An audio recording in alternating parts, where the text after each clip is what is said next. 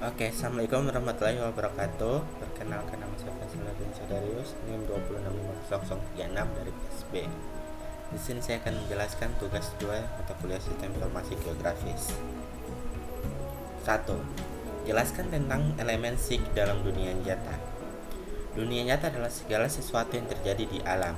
Dunia nyata memiliki kompleksitas baik dari ukuran, jenis, dan peristiwa.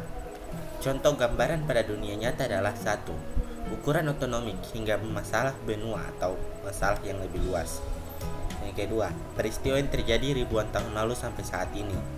Yang ketiga, bentuk molekul hingga interaksi sosial.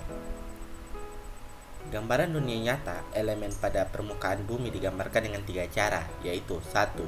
Menyederhanakan, mengklasifikasi, dan memberikan simbol sesuai dengan interpretasi masing-masing individu. Yang kedua, dunia nyata tidak digambarkan secara detail, lengkap, dan sempurna sekaligus. Ketiga, dunia nyata tidak dapat digambarkan sesuai dengan apa yang dilihat dan dialami oleh masing-masing individu. Model dunia nyata, persepsi, rancangan, atau susunan model dunia nyata yang perlu dikembangkan oleh perancang akan menentukan semua data yang diperlukan. Persepsi ini mencakup pembawaan informasi yang paling dasar dan juga entity. Yang pertama, model dunia nyata menerangkan kejadian yang ada pada dunia nyata. Pembawa informasi dari model dunia nyata ini adalah entitas, dan entitas terdiri dari jenis atau tipe klasifikasi, atribut, dan juga relasi. Kedua, apa yang dimaksud dengan data spasial?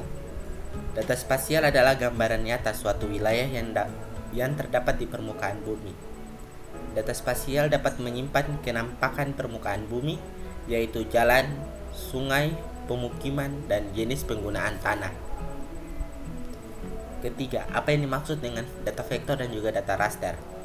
Data vektor adalah data yang diperoleh dalam bentuk koordinat titik yang menampilkan, menempatkan, dan menyimpan data spasial dengan menggunakan titik, garis, atau area atau poligon. Sedangkan data raster adalah data yang disimpan dalam bentuk kotak, segi 4 atau grid, atau sel sehingga membentuk suatu ruangan yang teratur. Keempat, jelaskan contoh model data vektor. Model data vektor yaitu data koordinat titik yang menyimpan data spasial.